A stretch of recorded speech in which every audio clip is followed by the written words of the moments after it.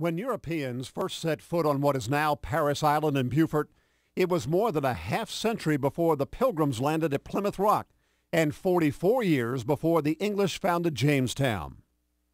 Just beyond the present-day Marine Corps golf course on Parris Island is the site of an early fort established by the French in 1562.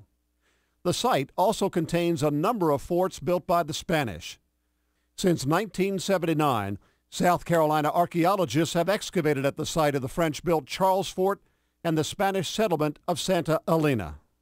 When we excavate at Santa Elena Charles Fort site, we find really wonderful things because there's nothing that's been built on top of it that has destroyed it to the extent that most other sites of the period have been damaged by later construction. So right now, Santa Elena Charles Fort is underneath a golf course.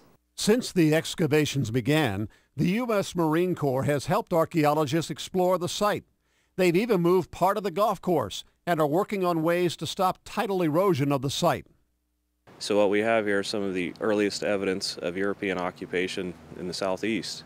And there's so much of this that can still tell us about what it was like to come to the New World, what it was like to begin the colonies here. We've only excavated roughly 3% of this, so there's a lot of information here. But we also want to preserve it for the future. I mean, we have a lot of research questions that are being asked, and that's some of the active archaeological work that's going on in coordination with the preservation work that's going on. But by and large, our goal is to just preserve it for the future.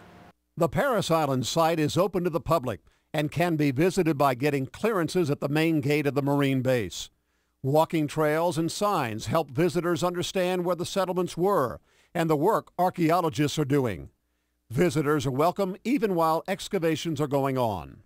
In fact, almost every time excavation takes place, more questions come about because you've got this giant puzzle here and we're looking at tiny little pieces of it at a time. So we can start to answer a few questions. There's little things here and there, but one question always leads to another, to another, to another, and it just raises more and more stuff. But I think that's part of the interest of archaeology, is there's always something more to be discovered.